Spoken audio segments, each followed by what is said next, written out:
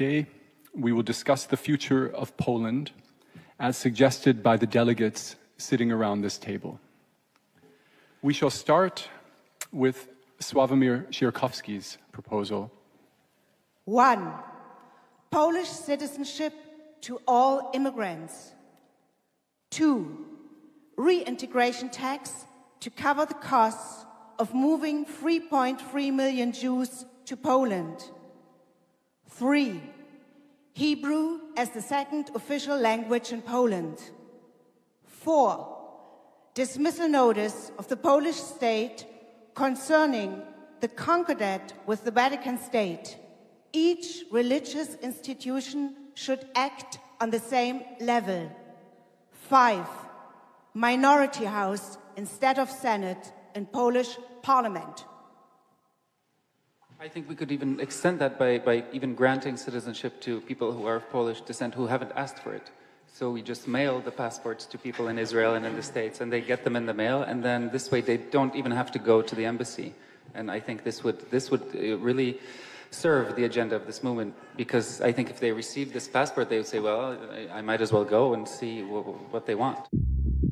I just wanted to know who has to pay the tax. Is it the Polish people, which would be okay for me, or is it to be shared all over the world, or who is doing this? Yeah, I think it wouldn't be bad to tax the Germans, of course, which is what you're implying, of course. I think it wouldn't be bad. I think this would also be the first, it would be a precedent, because it would be the first case of one country taxing the citizens of another country. I think this would be a marvelous international precedent. I think that's, as a kind of an absurd gesture, it would be wonderful. I wonder why Hebrew should be the second language, since I think most of, or maybe half, I don't know how many of the Jews with Polish ancestry who are not in Poland speak Hebrew. I'd say there are many more who speak other languages, for example, Spanish, Portuguese. I think that the idea is to revive the Jewry that used to live in Poland back then, and their language was mostly Yiddish and Polish in a way, but in any way not Hebrew. I would rather suggest as a second language in Poland actually Vietnamese language, because today our minority in Poland is Vietnamese minority, and actually they are inhabiting the former Jewish ghetto part in Warsaw also. So I would see those things also together.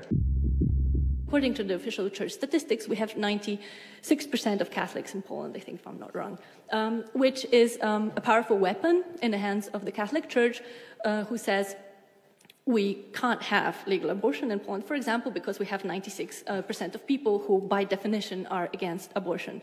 The regulation that is imposed by the Catholic Church is that you have to go to the church in which you were baptized, together with 2 adult witnesses, and you have to go there twice, because for the first time that you go, the local priest is obliged to preach to you for approximately 1 hour, trying to convince you not to step out of the church, and only after you reconfirm, yes, I do want to please be excommunicated, can you actually finish this process and stop being a member of the Catholic Church. I think this is against human rights, and I think that we as a movement should campaign to allow our members religious freedom, actually, in the sense of an easy way out of the institution with which maybe they do not necessarily identify themselves with.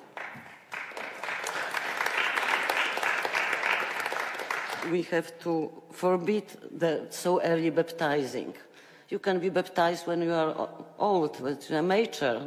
It's cruel and crazy to baptize someone who is unconscious. I'm for a multicultural country and multi-religion and coexisting all religion together. But for Polish Catholic Church, I would like to give some condition to this church and said that you can exist in our country together with other religions, but in one condition. You should decide for ordination of women for priests. It's first condition. And second, accept the homosexual marriages. And then after this condition, Polish church can exist. And that's my... Yeah, I think on a very similar issue, I think I, of course, agree with Kinga's statements about limiting and changing the practices of the Catholic Church. The problem is that one of our postulates is that all religions should be equal. We voted on this today. All religions should be treated the same. This would mean that we wouldn't allow circumcision. Dismissal notice of the Polish state concerning the concordat with the Vatican state. Each religious institution should act on the same level.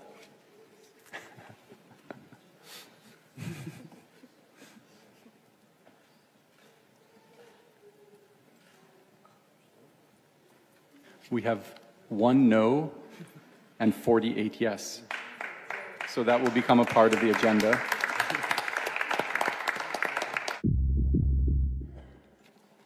So my proposal is mainly about the problem of inviting also to Poland not only 3 million and half of Jewish men, but also maybe some Jewish women, because all the time when we say Jews, we mean general, the men. But if you want to invite someone to Poland, you must really also ask the gender question. How will feel in today Poland, the women which try to live in the Poland? No reasonable woman will like to settle in a country where abortion is forbidden. It's extremely humiliating. But to change all of this, we must change something very basic, I say. We have to change the mentality of Polish men. We should limiting men's involving in all kinds of governments. I think it's a kind of parity quotes, and I think maximum 30% for men. It's more than enough. And in this way, Polish men find how it looks like living in the place where you don't have power, and it's very useful for them. Is discrimination a good response to discrimination? Is it the only way to achieve the equality? To discriminate those who are discriminating someone before? Is there any other option? Always someone who discriminates give this kind of comments. It's a good thing for people who oppress, and oppression can be something, very passive. You just take rights. You just take them for granted. It's a good thing for people who have rights for granted to once not to have them, right? A good thing for people who don't get to stand in checkpoints to have to stand in checkpoints, etc., etc. We always think maybe of a certain type of Jewish people that we want to invite. And this is just an open question, like, what is our desire? Like, whom do we want to have back? Because, Mea Shearim's ways of putting things in life and the violent traditions there, it's actually so much connected to what we have already in Poland. And I'm just posing this question: do we want to invite everybody? As the American Republicans have found out, the minute they stopped being racist and anti-immigrants, they realized that a lot of immigrants and people from minorities are actually on their side in being homophobes, misogynists, and so on and so forth. So in fact, immigrants, especially from poor countries, tend to be an ally in the repressive mechanisms of the patriarchy. So this is again the question of whom do we want? Because it seems like in the imagery that Yael Bartana used in the first film, where Sławek Sierakowski gives his speech in Warsaw at the stadium, the imagery she uses suggests that the Jews that we want back are the liberal urban Jews. We want Franz Kafka, Bruno Schulz. We want Emma Goldman to come to Poland. That's whom Sławek was inviting and hoping that they would all be like this. When So I think we've come up, I think the question of patriarchy is a very, very important question, and one that really forces us to define the scope or the ideas or the goals of this movement. Because why create a movement that will again create another repressive society? Yes, we want to invite also Jewish people who are not so liberal, and we want to be for them liberal, but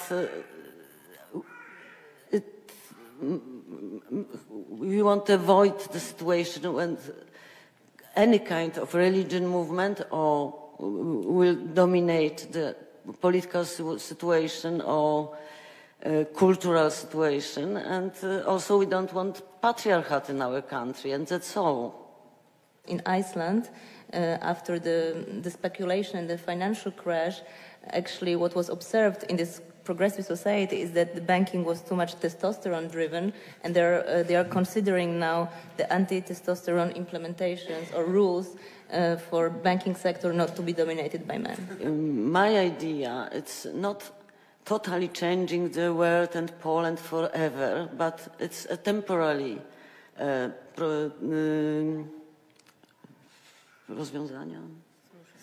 temporary solution. Because now we have domination of men and domination of Catholic Church, so we have to stop it, to teach this men and this organization to be in equal or even lower position for some time, to have for them a new experience how to not be in power and but in lower position. So my demand is to open Poland for women, Jewish women and other women, also Polish women. There's one.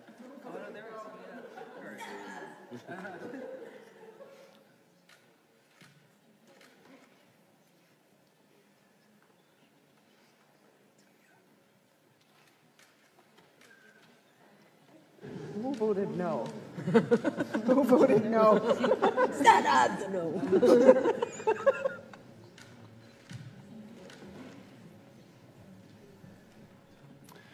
We have 2 no and 44 yes, so the proposal is accepted into the agenda.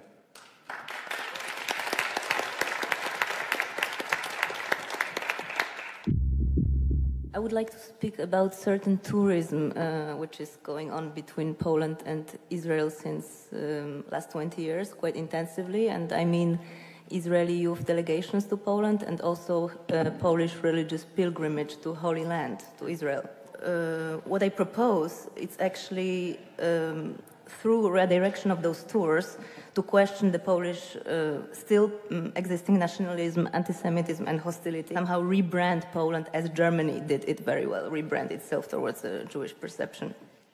So what could be done? I mean, this is just an opening question, and I hope we can discuss it, how these tours and also pilgrimages in Israel could be redirected. First of all, I think what should be included is also that these tours also should go to Germany, both to Poland and Germany. I mean, to the sites of former concentration camps, but not only in Polish territory. The Israeli tours for young people are organized by the state. They're a function of the state, and then are and have a concrete function. Their function is to have young people come to Poland, and the very obvious message that they get is, if you don't go and fight for Israel, this will happen to you. This is why these trips exist. Create a kind of subversion, that we create all sorts of opportunities for these participants to go and sneak away from their groups during these trips and create, you know, all sorts of parties, and in just on the tours, on the trails of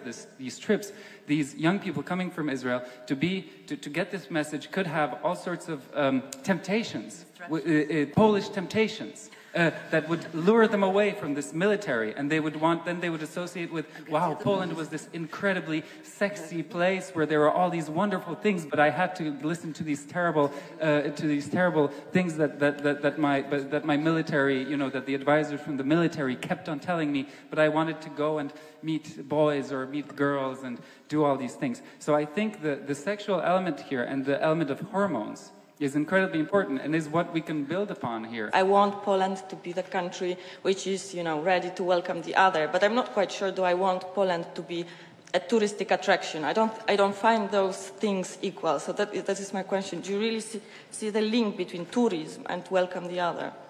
The first visited place out of all cultural institutions is Auschwitz, of course, with 1 million visitors per year, and the second is the castle of Krakow with 500,000, so 50% less, So, and also we can see in Krakow on the daily basis the leaflets stating in one day 99 zlotys, Auschwitz, rafting, and Wieliczka, and the free pickup. Do you think that we should really make it part of the Jewish Renaissance movement to make those, I don't know, to make Poland a touristic attraction? It is quite important, I guess, also to create a situation that we also are in the dialogue and not only observed through the windows of the bus. Okay. How would you like to redirect those people, those Catholic Poles who go to Israel to see the sites where Jesus lived and died? What is your idea there? I think first they have to understand that they don't only go to the Holy Land but also to the modern country. Tourism is important because it's a tool, just to clarify the comments made, because it's a tool to achieve the goals of this movement. As a North American Jew, I think that it cannot be underestimated the extent to which these kinds of travel programs influence the Jewish world's perception of Poland, and changing the Jewish world's perception of Poland has to be the first step for any support of a movement like this. If the goal, it has to serve our goal, but just relocating Jews, it's not a goal in itself. It has broader goals. But if the broader goal is promotion of Polish state, that what I hear here, then I'm sorry, I cannot buy it. Yeah, I'm sorry. So if we are getting rid of one nationalism of Israeli state to create another nationalism, which might be multicultural, multinational, good, it will be even stronger, the country, if it will have not only Poles but Jews. But if it's all about promotion of this state, then I don't know what we are doing here. As long as we do not abolish the concept of citizenship, we are not doing anything with the nation state. So we can change numbers, we can change the configuration for sure, but it is not true that we are changing the logic of the nation state. Today, universal human rights are guarded and protected by one mechanism only, citizenship. And as long as that mechanism is, and perhaps we don't have an alternative, it's not to suggest that, but that is what nation state is. That is the system that keeps that in place, and that has not been challenged. So in that sense, she is right. There is a suggestion of removal of population from one nation state into another nation state, which will have, a multi-cultural population, and perhaps even will not be called Poland anymore, but something else. It will still be a nation state. Maybe you can do that once again, Joanna, so it can be clear for us what the proposal is. To subvert the route of Israeli youth delegations to Poland and Polish pilgrimage tours to Israel with the help of Poles, Jews, and Germans. Yes. Thank you.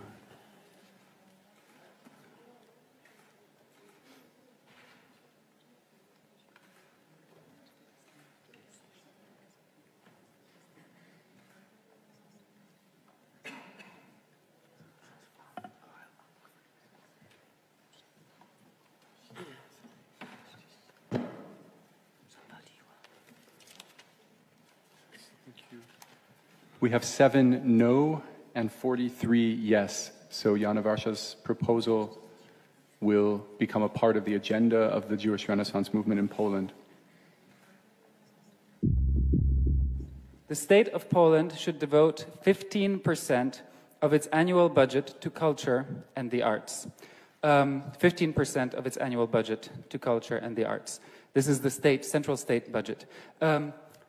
Let me explain how this should work. The current situation, for those of you who aren't from Poland, is that the state of Poland dedicates less than 1% of its annual budget to culture and the arts, which is, I think, the lowest in the European Union and one of the lowest around the world. It would create a creativity vacuum, meaning that we have more demand for creative people than we have in Poland. This would provoke all the Israelis from Tel Aviv, to go back to our original point, would move to Sopot, which is also by the sea in Poland. And so this is how we would convince them. We'd say, we have a lot of money for the arts, you can come, you can live by the sea in Sopot. So it would really develop Sopot. But also, I mean, they could move to other places as well. You know, everybody could move where they wanted to, of course. The creativity vacuum would draw creative people from everywhere, from around the world. So it's also a form, you could say, of creative warfare, because we would create a brain drain from all the other countries. So this is good for the economy, of course. These creative people, and this is, you know, the key. The creative people, the total culture plan would create an ideas bank. So we would have more ideas than any society has ever had. We would have so many ideas, we would be able to solve all problems. Yes? Because just imagine, we're talking about millions and millions of whatever currency you can imagine. Everybody will be able to think and think of concepts and solve whatever problems we think about. We'll be able to solve problems that we haven't even thought about today. First, I thought it's really a great idea, but then I envisioned it, and then I thought, like, you want us to become this movement, just another Green Party, and now you suggest that Poland just becomes another Berlin Mitte. That is really a horrible thought. I don't want to live in a place where there are more artists and creative people around than already are here. It would also redress historical wrongs, in the sense that the situation of Poland, which is also very different from Mitte, is that the situation of Poland is, as Czesław Miłosz has written, that Poland doesn't have material works of art, not because they weren't never created, but because they were destroyed. And this was done by the very concrete historical force, Nazi Germany. This is the loss of culture is unimaginable. Not all the countries which are represented by us today here need that. Poland needs that. Maybe Sweden and Germany doesn't need that because they already have it. But somehow we have to take into consideration that, for example, for some countries, this is a reality, or this would be a radical change. That would be a visionary thing. So I would suggest that first, let's have the Mitte also in Poland, and then, you know, let's deal with it. For example, I come from Greece. If that would happen in Greece right now, I don't know. I mean, you can imagine, that would be a revolution. I thought it was a kind of subversive affirmation of the creativity rhetorics that we usually hear from neoliberal politicians. But the more I listen to you, the more it seems like you're really just affirming and not being subversive at all. I heard you say several very symptomatic things. One of them was, for an example, it's not about art, it's about creativity. That's the first one. The second one is, we were spending a lot of time explaining to politicians about how good art would be for the economy, and so on. The problem is, just to say it very, very simply, you can't increase arts funding without radically looking at all the other funding that's going on. You can't go in this direction and think that arts funding will solve something from the top down, that culture will do something. I really want to say that I really strongly disagree with you in the way you framed your argument, the way you've laid it out. So I'm going to vote against you, and I would ask everyone else to vote against you too. The thing is not for us to get more funding, but to bring more meaning to the things we do.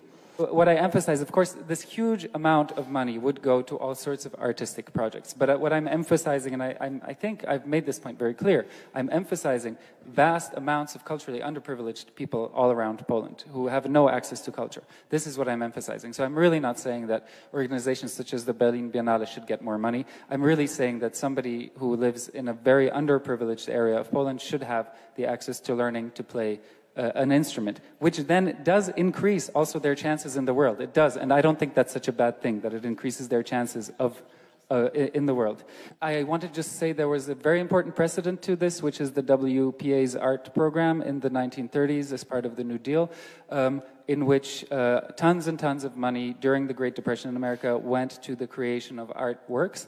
And this program supported such artists as Tennessee Williams and Jackson Pollock, and I could list 100 more, and did create actually great works of art. So that was a response to a point made before, and enabled, in fact, American culture as we know it, which became so dominant in the 50s, 60s, 70s, to exist. Something is a bit of a concern for me here in the sense of what is it that we are believing in, right? What is this Bildung narrative that is going to, liberate us? Because still, again, what I hear behind is, forces of the unadvantaged, the barbaric, etc., that will be uplifted. And so I'm not suggesting that you are saying that, but I need a clarification. Otherwise, I cannot vote for that.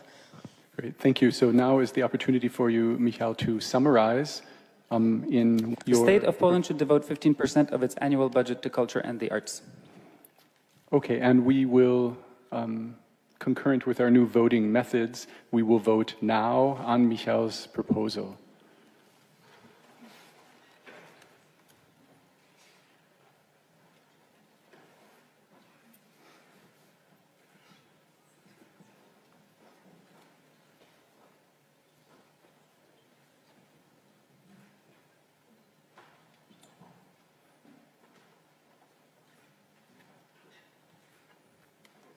$25 no and 33 yes. So this proposal will be accepted into the agenda. The first step for any mass return of Jews to Poland is to remap Polish Jewish memory. It is the physical, material environment of the nation, monuments, memorials, tourist routes, that scaffolds our sense of national identity. We want to change this ecosystem of memory with a comprehensive program we call Birthright Poland. Birthright Israel is the program that offers a free trip to Israel for every diaspora Jew. Birthright Poland adapts this principle for the needs of the Polish Renaissance movement in Poland. Birthright Poland is a Polish government-funded youth travel program. It brings Jewish youth to Poland to explore the country's long and diverse history with their Polish, German, Roma, Ukrainian, Belarusian, and other European counterparts. Instead of Jewish youth visiting Poland's landscape of Nazi camps, the international group will go camping. Campgrounds will be located in Polish forests. The forest is a space of possibility. Not yet mapped in the service of any one group's memory, it is a space ripe for reimagining. Birthright Poland campers will reinvent long-standing camping traditions. These young pioneers will build settlements by learning ancestral construction techniques. Each group will build on the work of the former, preparing a welcoming landscape for the first wave of Renaissance movement returnees. New sites will announce the deeds, creations, and achievements of ethnically diverse Polish women and men from a variety of historical moments. Many maps of Jewish heritage in Poland look like this, where Polish Jewish heritage is reduced to Nazi death camps and ghettos. We have drafted a second map to feature an evolving landscape of diversity and cultural sharing, inspiring new generations of Poles and Jews to reimagine their roots, but also to embrace their futures. As an old Jewish legend has it, it was in the forest that the first Jewish travelers to Poland discovered their God-given home. According to the legend, entering the woods, they saw a passage from the Talmud engraved on every tree. And they knew they had come to the land where their ancestors dwelt. And they called the place Pauline, which in Hebrew means, "Here you shall find a haven." If Jewish life in Poland started in a forest, maybe it can restart in the forest as well.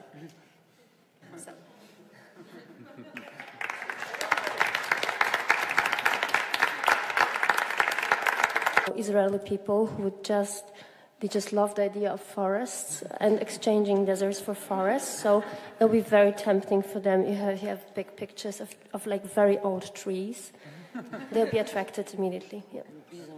So the forest is not only a counter metaphor to the image that many Jews worldwide have of Poland being a grey country. They imagine Poland in black and white with grey skies.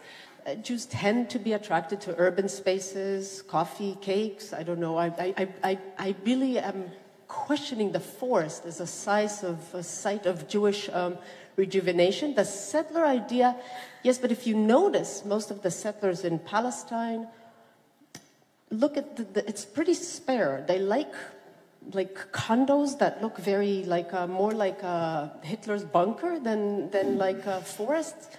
So just thought, I'm not against the forest, I just think that the bond will need to be pursued a lot more aggressively. It's not a natural one. Jews will not go for forests. And our proposal from Magdalena Wadegórska and Erika Lehrer, I ask you now to vote. Birthright Poland.